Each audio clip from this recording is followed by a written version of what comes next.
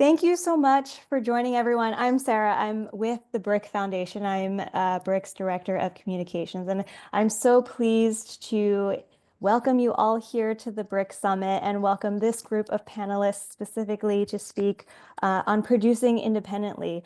Latinx in animation is such a dear friend of BRIC's, and we're so happy to be able to collaborate with them on this event. And this event, as you know, will focus on joining independent filmmakers to talk about their process of pitching, funding, selling their independent projects in the US and international markets. We really wanted to make sure that at this BRIC Summit, there was special care taken to those who are wanting to have independent creative careers. So we're really, really happy to have this group of panelists here talk to you about that. And with that, I'll turn it over to Magdiela, who will introduce the rest of the panelists here. Hello, thank you, thank you. Hello, everybody. Welcome to BRIC 2025. My name is Magdiela Hermida Duhamel. I'm the founder of LXiA Animation. I'm a filmmaker and a producer. I've worked on some of your favorite shows like Netflix Trollhunters, Nickelodeon's Casagrandes, Marvel's What If, and recently I became Pixar's first Latino producer working on Inside Out 2. My two indie films include Canción del Lago, which is a Hecho en Mexico stop-motion short nominated for an Ariel Award film. Pacemaker, a trans story musical that premiered at Outfest LA, and we received an Annie nomination for Best Original Music. My current short, Mosca, it's a live-action animation hybrid short that is set to premiere in 2026. And I'm developing Despertar de Hua, a Peruvian-Chinese full-feature adventure. When I'm not producing, I am working with BRIC and other organizations as the co-director of LXiA Animation, an organization and a community that's dedicated to supporting Latinos professionals in animation, VFX, and gaming. It is really an honor to be back at BRIC. This is one of my favorite organizations and annual events, and today's session has so much talent, very independent, very awesome, and I'm so excited to introduce them to you today. We're going to be talking a little bit about pitching, funding, selling, anything in between. We are going to let you guys have some time for some questions. So please feel free to drop your questions in the chat. And we're going to wait to the end and then take some time for some questions from all of you. And then we have some questions prepped for our guests. So let's get started. I'm going to start with some introductions and reading the bio of some of our awesome guests today. And then we're going to go straight into questions, all right? Let's start with the Colaval feature film team. Creator and director Karla Velázquez Magaña. Karla Magaña is a Mexican artist with experience in art direction, visual development, and background design. She thrives on experimenting with bold styles, new techniques, and use of color to craft immersive universes and tell compelling stories. Her artistic journey encompasses studio productions and independent projects. Primarily as a freelancer, she has collaborated with renowned studios such as DreamWorks Television, Cartoon Networks, Anima Studios, and HBO Latin America. As director, Karla's international journey has been enriched through participation in labs, festivals, markets, including the Animación Ventana Sur mentorship for female directors, Mi Anima mentorship programs, Premios Quirino, La Leaf, Bogo Shorts, and Annecy Festival. Yay, Karla, welcome. Thank you. Thank you for having me. Yeah, and continuing the Colaval team, we have creator and writer Adrian Saldaña. Adrian Saldaña is a Mexican creator who discovered his passion for filmmaking the moment he popped his first ever VHS into the TV's Barney's Great Adventure, a true masterpiece if you ask him. After a couple of years dabbing in live action and theater, he took a leap into the animation world in 2022 by creating and writing his first feature project, Colaval, which he continues to develop today. Now, Adrian keeps dreaming up of new stories and continues to create and develop his ideas to fulfill the dream of a child who thought one day he too could find a shiny and multicolored egg along Barney. Welcome, Adrian. Thank you, Magdiela. Hello, everyone.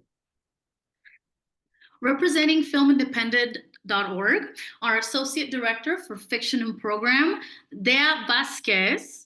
Dea Vazquez joined Film Independent in 2014 and currently serves as the Associate Director of Fiction Programs. She oversees Film Independent's slate of fiction labs and programs, including Producing Lab, Episodic Lab, Screenwriting Lab, Episodic Directing Intensive, and the Fiction Slate for the Fast Track Finance Market.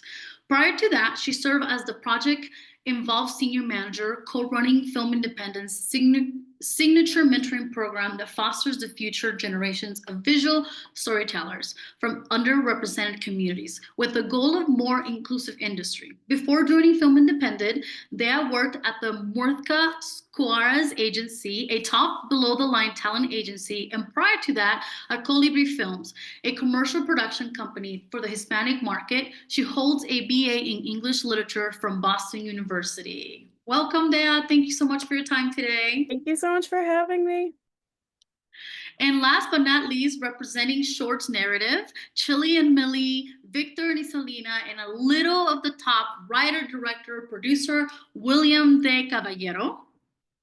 William Caballero is a Los Angeles-based filmmaker, writer, Guggenheim Fellow, and Creative Capital Awardee. Born in Coney Island, New York, and raised in North Carolina, Caballero obtained the Bill Gates Millennium Scholarship in 2001, returned to New York City where he graduated from Pratt Institute. Caballero's directorial debut came in the form of a feature-length autobiographical documentary entitled American Dreams Deferred, which focused on the diverse health, financial, and social difficulties facing Puerto Rican American families. The Cinema Verite film was selected for NALIP, Latino Producers Academy, eventually receiving the first annual HBO NALIP documentary grant.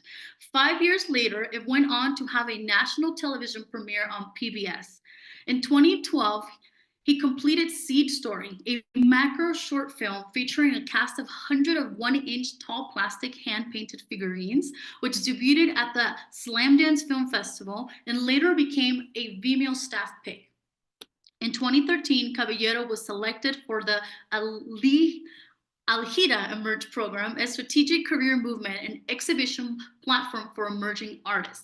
Later that year, he gave 2 keynote speeches at the annual Bill Gates Leadership Conference in Washington, D.C. and San Jose, California, as an alumni guest of honor. Caballero's next accomplishment was Grandpa's Knows Best, a web series featuring 3D printed miniatures of his Puerto Rican grandfather.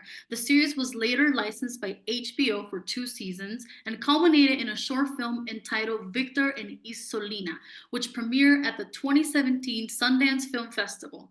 In January 2017, Caballero released Storyboard USA, a web series aimed at empowering diverse young people to tell their stories through creative arts and media, featuring 3D printed miniatures funded by Latino Public Broadcasting. In November 2017, Caballero was chosen as one of the 10 filmmakers for the Sundance New Voices Lab, held in LA, California. From 2020 to 2021, Caballero received funding from Latino Public Broadcasting to create Chili and Millie, an animated short about his Puerto Rican parents that premiered at 2022 Sundance Film Festival and won the Jury Award and the PBS Short Film Festival. Welcome, William.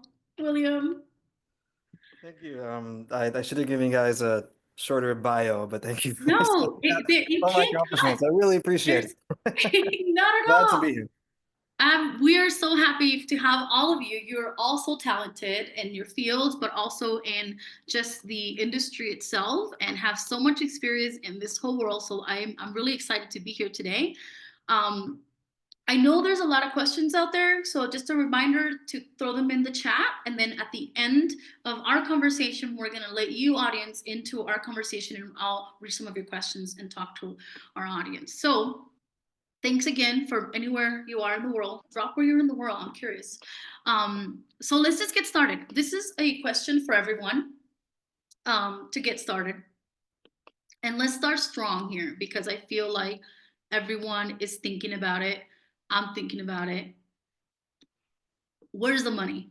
Where is the money coming from? You know, we have a script, we have decks, you know, we even have some, you know, proof of concept, and we have all this content, but we don't have any funding, we don't have any money. So I love to hear how y'all have been able to or are working on some of these projects, what are some of the resources or some of the organizations that are out there that you successfully benefit from and that you think we should tap into and know about?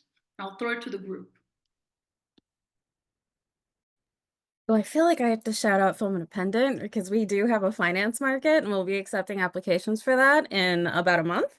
And there are tons of organizations with great finance markets. So finance markets, we're going to connect you directly with studios, financiers, packaging agents, like the folks that can really like help you start raising your funds. So in addition to Film Independent, check out the applications at filmindependent.org. NALEAP has a great market, as well as SF Film has a number of grants that everyone should be looking into. There is also most of the film festivals that I've attended, there is going to be also a market component for the filmmakers in the festivals. So it's not just think beyond just the ones that are specifically markets. Berlinale Talent Markets is also an incredible one for international filmmakers. So you can be making these connections both like in specific markets, but also in any festival where you're playing as a filmmaker, in addition to if you are represented going through the whole general's route and trying to like meet with the production companies and just getting a good sense of what the mandates are so that you know who's right to pitch to. I think also piggybacking or what Dia said, also benefit from knowledge. I think it's super important. Also, like all the labs, mentorship programs, because that can lead you to these financing markets, right? And like a lot of international festivals have these programs that can help young creators or new creators to excel on their ideas and like really keep developing them. A few examples like mentorship for women creators in Argentina, in Ventana Sur, as you said, Magdiela, earlier. Mia Anima, that's like the same kind of program as the WIA program that in the US, but in Spain, that's for women creators, for all my women that want to direct or write. Pixelatl in Mexico with the short way, and like for also like other things like comic or whatever. Also RIA in Argentina and Annecy as well, like for the residencies and the MIFA pitches. So also in that way you can like continue working on your project, not literally like being financed, but also like having your time with experts and like keep nourishing it. And just to like jump off from Carla said, we also one of the first advices we got as creators was to look locally in Mexico. There's some like government fundings that you can apply to, and maybe not like the larger ones, which are more like more people want them. But there's also small programs like for us in Monterrey, it's Conarte, which is this locally government funded like institution that helps new creators and helps writers and everyone like in through the arts, not just cinema but other arts. And we got one of those fundings to go to Argentina to our first pitching event. So through those we keep moving the project and we keep growing. That's great, thank you. Anything do you like to add, William? I think it really depends on what track. I think we're talking about this panel is about producing, but there are also some people that are involved purely in the artistry of filmmaking and animation. And so in addition to a lot of these programs which are about producing, there's also artist residencies that you could apply to, that if you get selected, you get like a huge studio space and usually enough money for like room and board and a stipend. So those are also pretty rewarding too.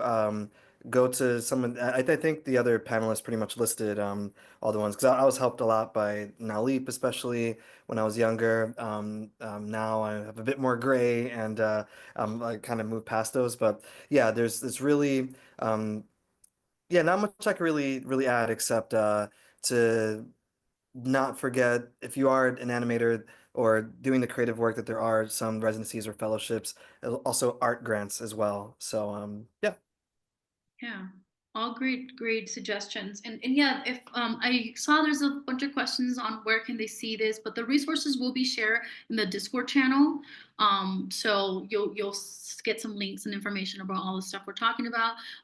But it sounds like a lot of these suggestions not only working with the local organizations, but also your state, your government. Look at outside stuff. I also know that you can find funding, and like if your theme is really niche about recycling trash, and then you can work with nonprofits that also are looking to create content for that and have a little bit of funding for those programs. So those are ways, and I like what y'all pointed out about finding value in the like mentorships and finding value in like those one-on-ones. That's a lot of value in that is not necessarily part of your budget and finance, but there's a lot of value that comes with applying to all those. That's great. Kind of talking about those, and I'll take it to Film Independent there. You did mention that Film Independent is one of those organizations, and we love them. They're great. Y'all award over $845,000 in cash for production services to filmmakers each year. There's programs like the Leica Animation Track or the Doubly Studio Fellowship. Can you talk a little bit about what, how this happens? What opportunities, fellowship grants, national and international filmmakers have? And to add to that, if you can, what are some tips that you suggest for those who stand out? Yeah, so the majority of our grants are going to be distributed through our program. So that's going to be to a participant that's in the producing lab, that's in fast track, finance market, the screenwriting lab, the episodic lab. And some of these are going to be, like I believe it was William that mentioned, like a little niche in the sense that we have a number of grants with the Sloan Foundation. And so that is for projects in development that are specifically focused on depicting accurate science. And like we're trying to like push forward the notion of like accuracy and scientific storytelling. And so those are going to be for projects that are in the producing lab, fast track, and the episodic lab.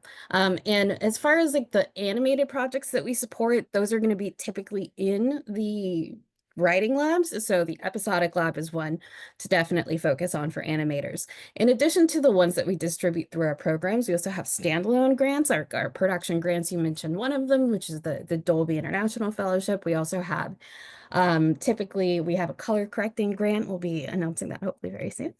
And also another Sloan one, the Sloan Distribution Grant, which is for, again, this is for a feature film that has scientific themes that is in its distribution phase. And so for Sloan, the episodic lab grant is $20,000, the producing lab grant is $30,000, the fast track grant is $20,000, and the distribution grant is $50,000. And in addition to that, we have even more like subject specific fellowships. Like we have one with Plot Shift Media, which is specifically around climate change. So we're looking for uplifting stories about climate change, and that is for folks that are participating in our fast track or screenwriting lab fellowships. Now, we also distribute production services through Project Involve, which is our, like, as you mentioned in my bio, which is our signature mentoring program where we accept 30 filmmakers in different tracks, writers, directors, producers, cinematographers, editors, programmers, executives, also animators every other year. And over the course of a year, we create filmmaking teams, and those, and it's from inception to completion. So the writers start writing on day one, and the shorts will premiere at the end of the program. And so we're also going to be giving them stipends and production services to make sure that they're able to produce these beautiful shorts. And that's just a few of the opportunities. I don't want to like take up too much time, but they're all listed on our grants and awards page. Nice. Can I add Filmindependent.org. something? Go ahead. Can I add something? I think it's also really important for people to know that we all need to develop like a suit of armor when it comes to applying to these various grants, and know that, if you get a rejection, it doesn't mean you're a bad filmmaker, bad producer, or anything like that.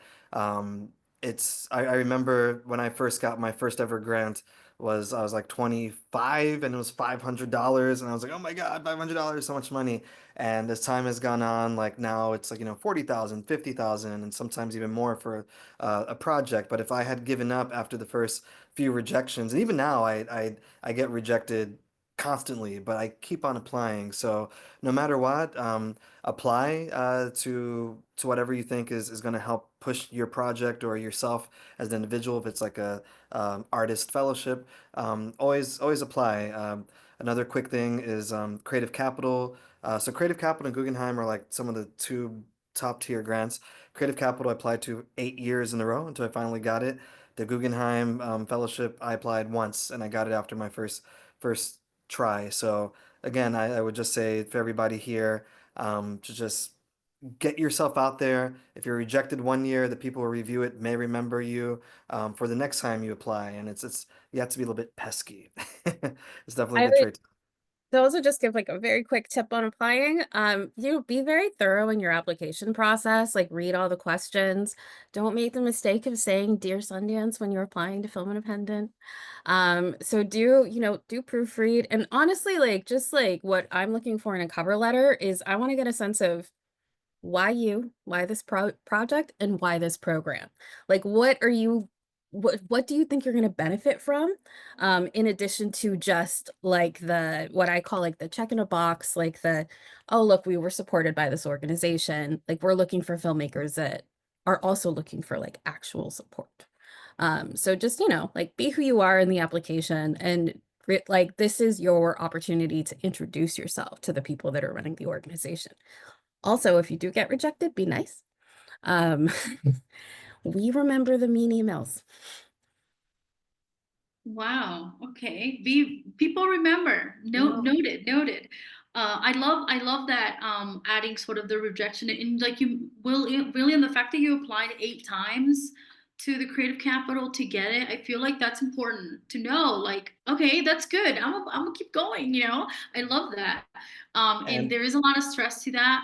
The other thing too to add, Dea mentioned the color correction in post. There's a lot of stuff in post. I started my career in post, so I feel like there's a lot of studios and that audio, like all the music part, that a lot of composers that are willing to work with way smaller budgets, but also offer, if they can, some type of they can't offer you cash, but they can offer you their services. It's like if they can't offer you to go and mix their audio stuff, but if you are, maybe a show or a movie that is attached to, like we talked about, recycling, right? And then let's say that recycling company that's paying you, it's a nonprofit.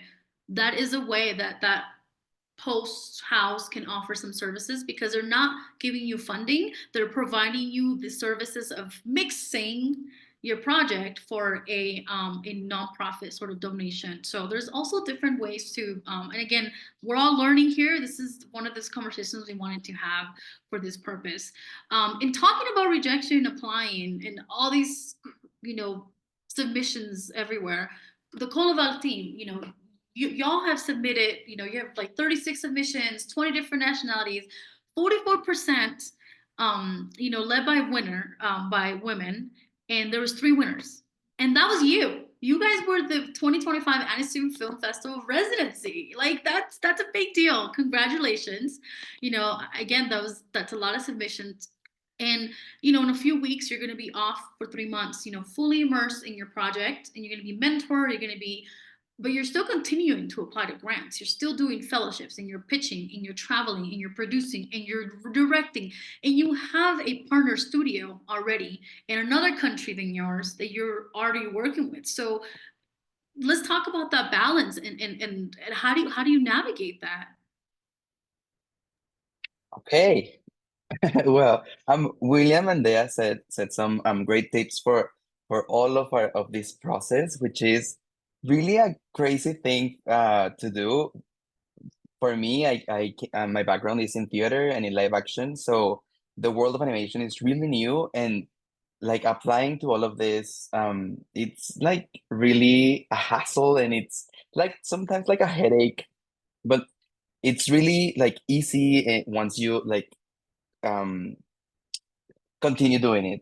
So basically, I have a phrase that I say to myself before I do some things like I think are hard, which is with or without fear. Like do it with or without fear, because at the end of the day, the objective is to get the project out there. Sorry.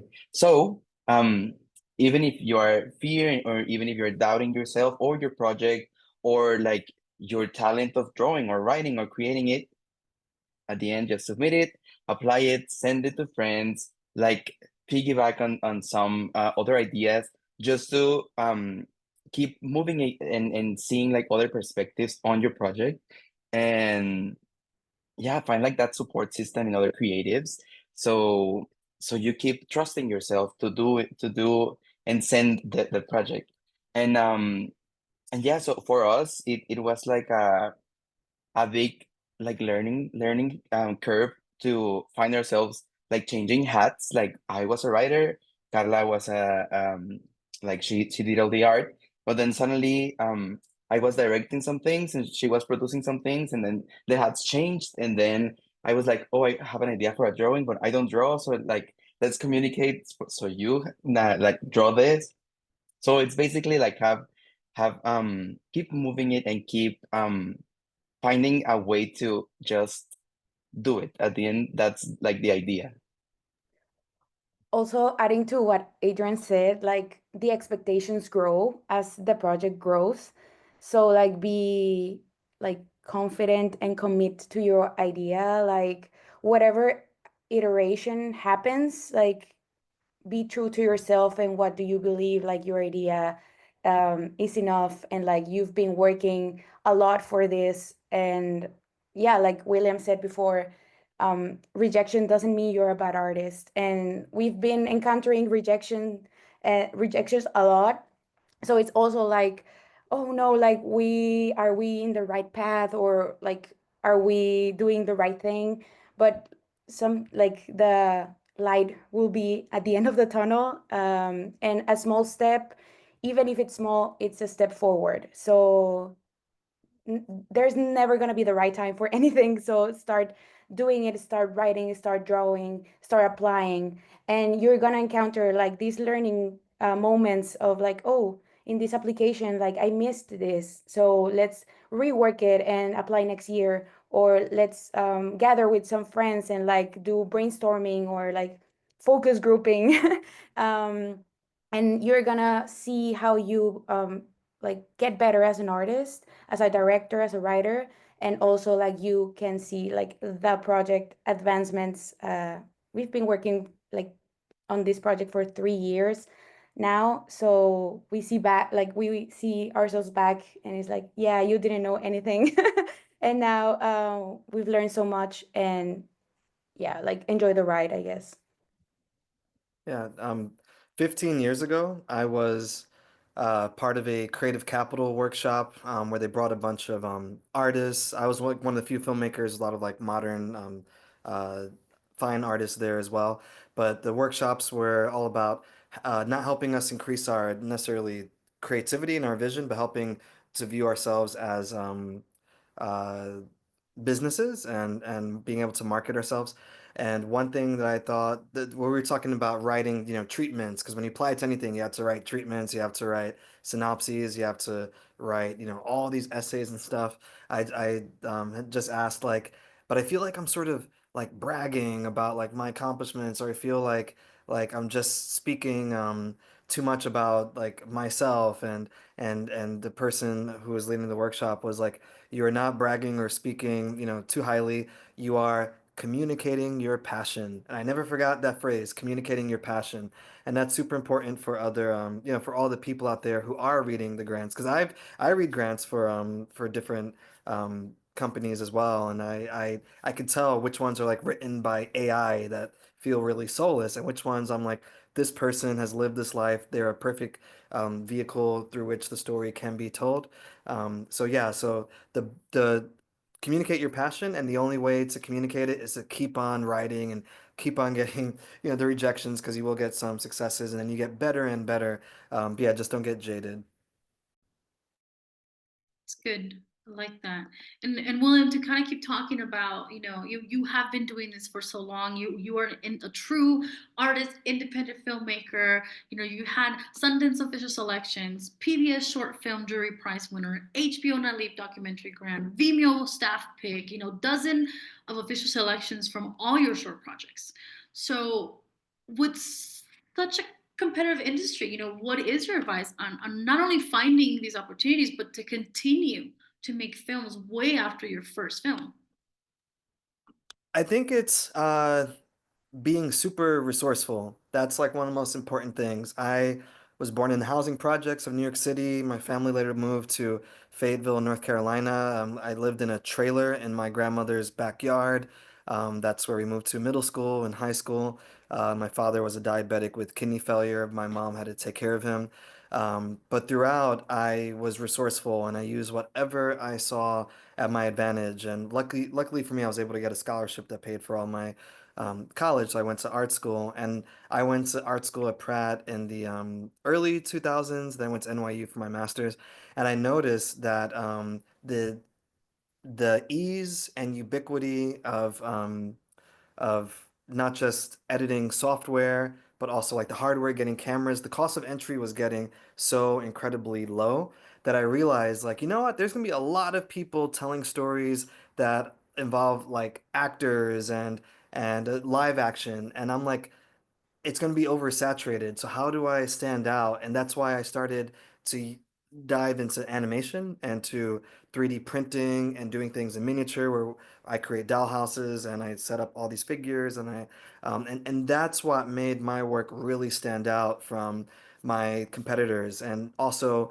the resourcefulness, I was able to create these really cool looking projects on very low small budgets. And so I would say that's another big thing is what can you bring that is number one, most importantly, authentic, and two, that makes your work stand out. Because if I'm reading, I mentioned earlier, I sometimes read grants for different nonprofits. If I have like a stack of 50 different treatments, submissions, I'm like reading through, and if it's like, you know, the majority is like, I want to write a story about what immigrants go through, but they all kind of sound the same and they all feel like the same aesthetically. I'm going to go to the one that has animation, proof of concepts in there, that shows visuals, that has a storyteller that is unique, uniquely situated. And so that to me makes it stand out a bit more. So I'm not saying only animated stories are better than live action. Of course, live action films are great too, but what is it that you could bring that will really make your work stand out? And if you can communicate that well, then your chances of getting a grant, I think, are should be higher. And for overall support too, you know, what is a story that only you can tell? And that goes not just for the writer director, but like also like what's the producers, like something that we talk a lot about in the programs is personal connection. We focus a lot about pitching. And that's also like what the industry wants to hear. Like, what is your personal connection to this project? What makes it a story that only you can tell? And perhaps it's in a genre we've seen before, but with a take we haven't seen before, a community that we haven't seen represented before. Like everybody's looking for that like little twist on something that maybe is a little bit familiar, but is also has something to say. I love that. I think that's really good advice when you're you know, how to standing out from so many applications. And one thing that William, you mentioned about sort of being that authentic in your stories, that's so important because people who are making the selections, like Dea can tell the BS. Like we can tell, people can tell. So it's really important to put yourself authentic even on that application, you know, that's so important. So we talked a little bit about like being resourceful with our budgets. We talked a little bit more about, you know, moving to another country so you can take advantage of those sort of opportunities, looking into state organizations, looking into things that are specific to your story. But let's talk about realistic budget, you know, because I feel like that's something that's happening right now. You know, Flow won an Oscar this year. There's a lot of excitement in producing with lower budgets. And you have a film that is like 200 mil, you know, your big studio films compared to 3.54 million. That's a huge gap between those two, right? And most of the industry our animated lower budget films in the States, are between 10 to 50 million.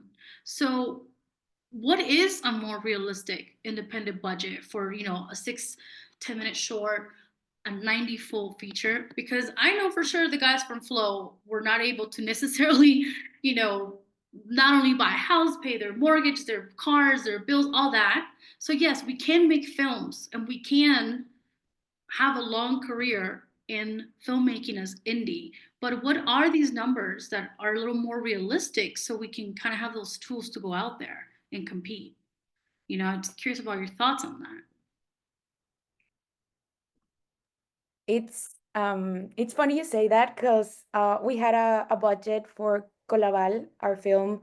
It was 9 million USD, but we were at an independent market in Spain, and they laughed at our faces like, that's insane. Like 9 million USD for Europe, it's like for indie, no, like we cannot do that.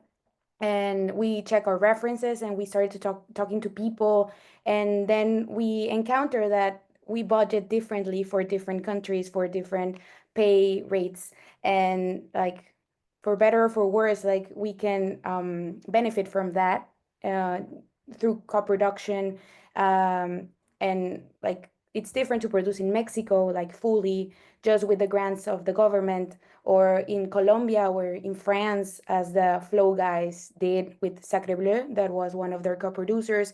And the cost changes, and we find out that our budget, like in Latin America, it's like $3 million max.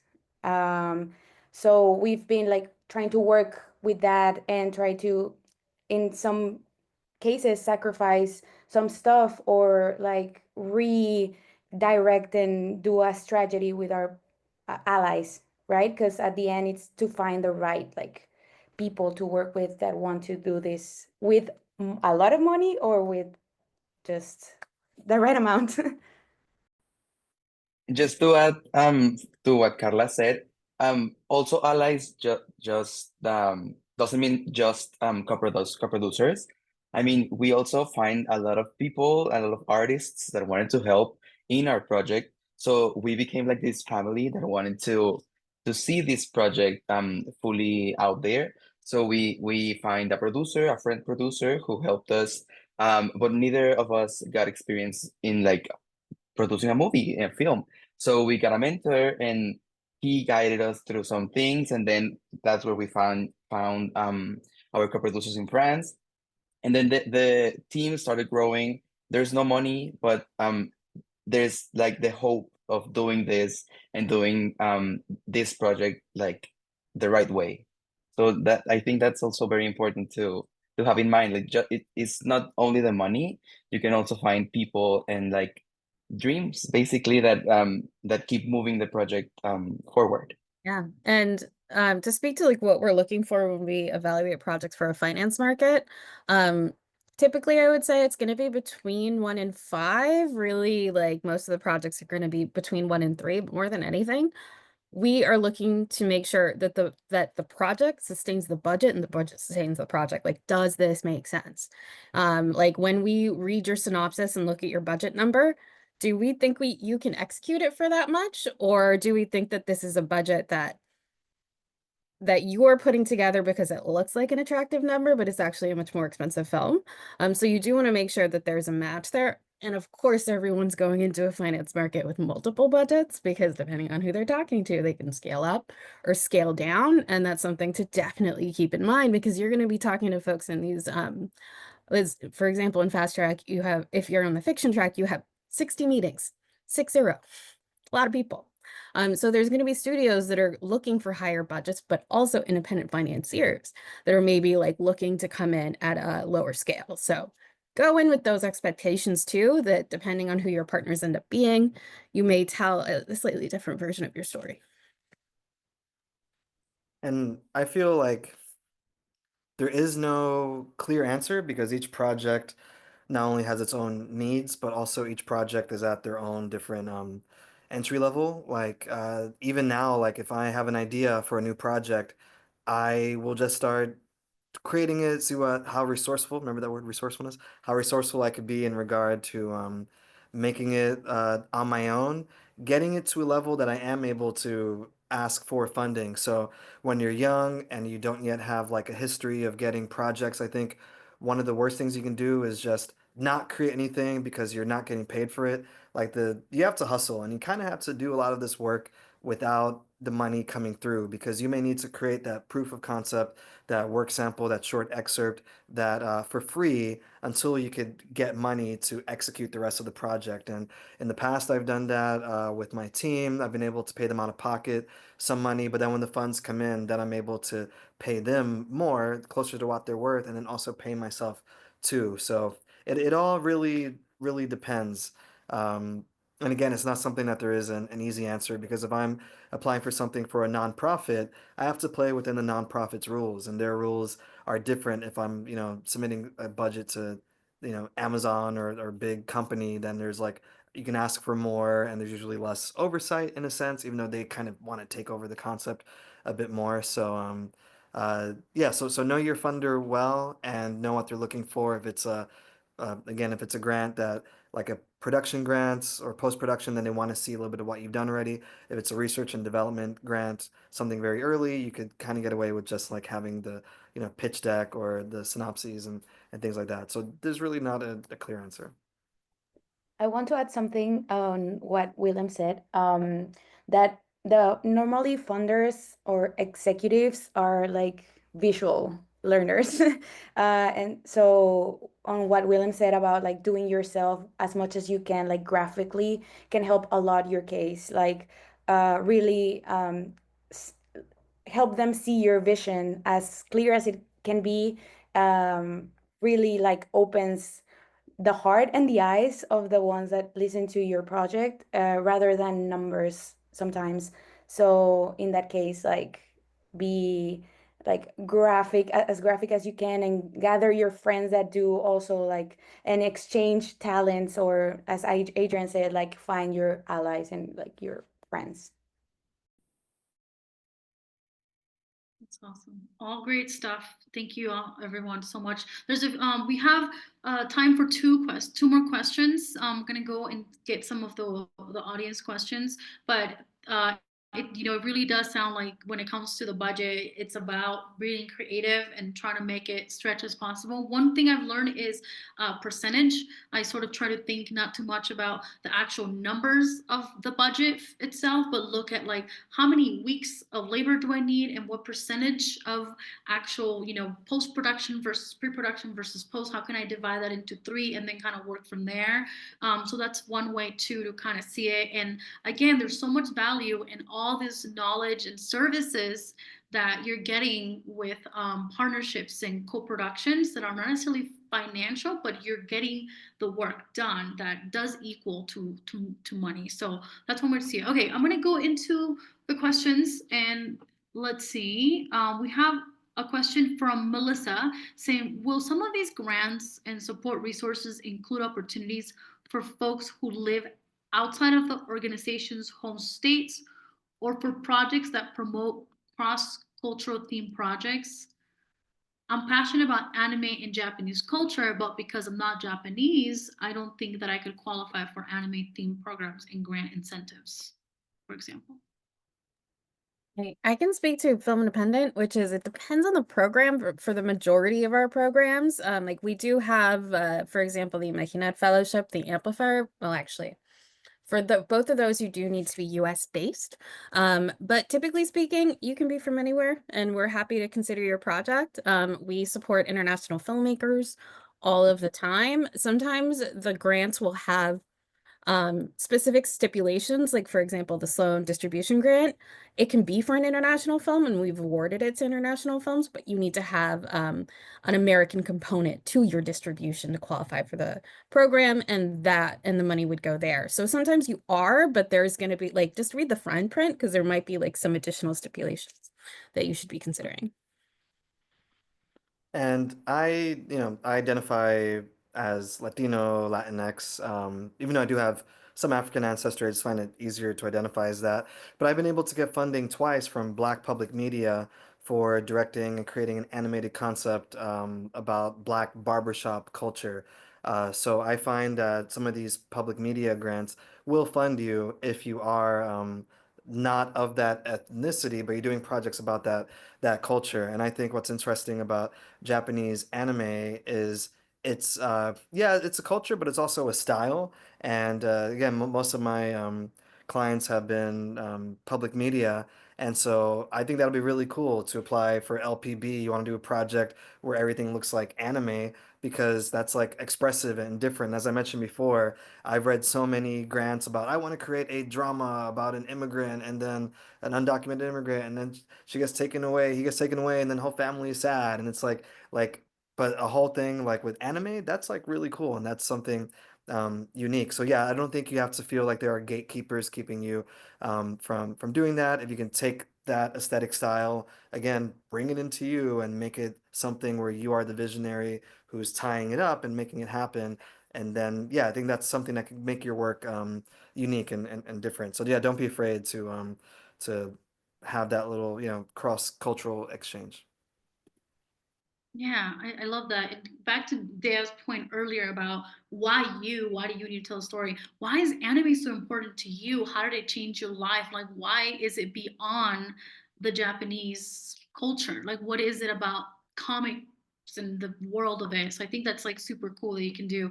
There's a question about community and finding like, okay, it's from I'm sorry I'm saying your name right. I don't know if that's an A or an L, but I'm gonna think it's an AI. So I'm gonna say Ayala.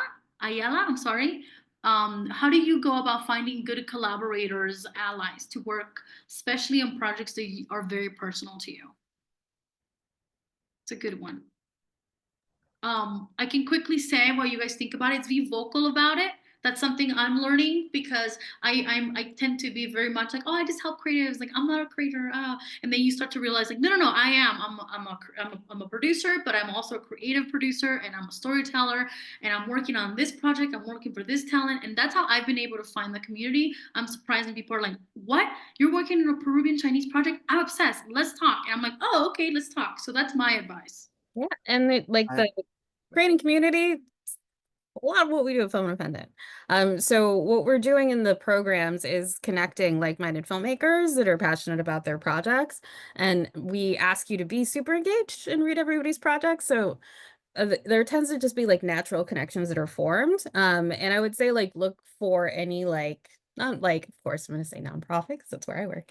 Filmmaking organizations that are local to you, but also just like Magdiela said, say it out loud, and you'll be surprised who you run into that can be helpful to you.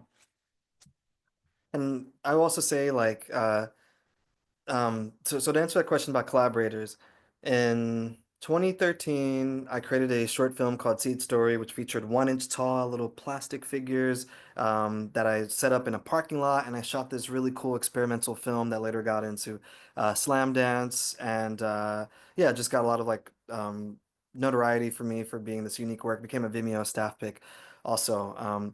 But after releasing that film, I'm like, you know what? All these little figures are already set and I'm buying them and they're all a bunch of white people and this is like I'm still not being able to tell my stories. What medium out there works? Oh, 3D printing.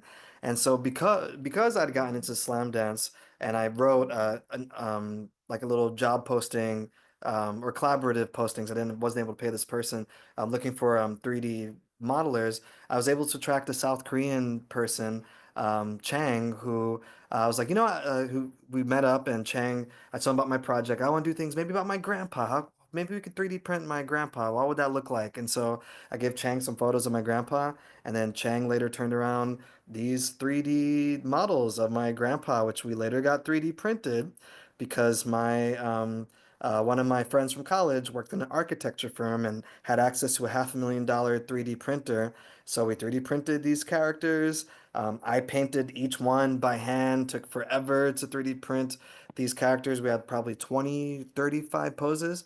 And I later created a short film and later created a show for HBO based on this called Grandpa Knows Best. And yeah, so if you create work that is innovative, that is different, people will flock to you. People will want to work with you. And it's all about cultivating those relationships. Notice people are coming on when you are still kind of a nobody, and knowing that when you do get grants, you want to, bring them along with you and not ditch them or leave them by the wayside. So yeah, just do the work, and you will, if you do it true and well, you will bring people to you. Awesome. Thank you so much. A great way to end this. We're at time. I want to be thankful to all of you for today's time. And I thank you everyone for joining us. I'm going to let everyone on their own say goodbye and see where you can continue to follow them or, stay in touch. Again, my name is Magdiela Duhamel. I'm the founder of Latinx Animation. Honored to be here with BRIC. And you can just continue to follow my journey on Instagram or all the socials at Magdiela Duhamel. And I'm going to send it over to Dea because your mics is off. And you can popcorn it away. Absolutely. So thank you so much. It was lovely to see all of you. And you can follow filmindependent.org. And also we are at Film Independent across all socials, and we'll be announcing like when we open applications. And we are also, if you're LA based, we do incredible screenings. So come hang out. And I'll popcorn it over to Karla. Thank you, Dea. Thank you, everyone, all the other panelists. It was super insightful, and thank you, everybody that came to listen to us.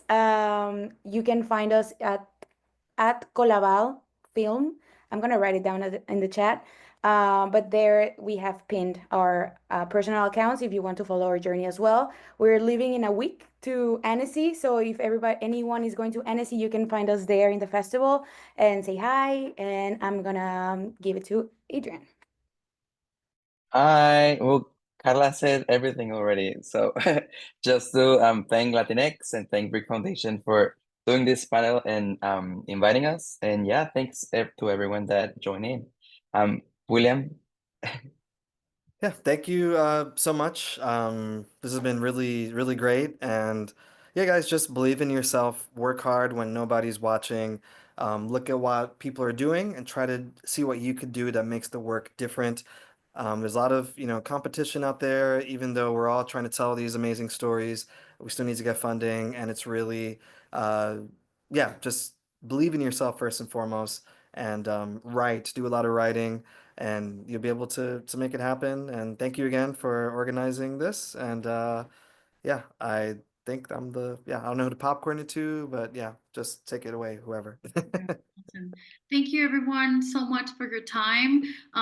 Please follow filmindependent.org, Colaval, follow William Caballero. You can follow me on our socials. Support, and really, if you make the right people famous, guys. We need money, we need funding, and you know what? We can support our filmmakers within our stories, and that follow. Those are really important nowadays, and those are really other ways to get funding. So thank you all so much for your time. Make sure to go on Discord to find all the notes and the recording for today's. And Karla Velázquez, William Caballero, Adrian Saldaña, and Dea Vazquez. Thank you so much for your time. Have a good one, everybody. Thank you, BRIC. Bye. Thank you. Bye, everyone.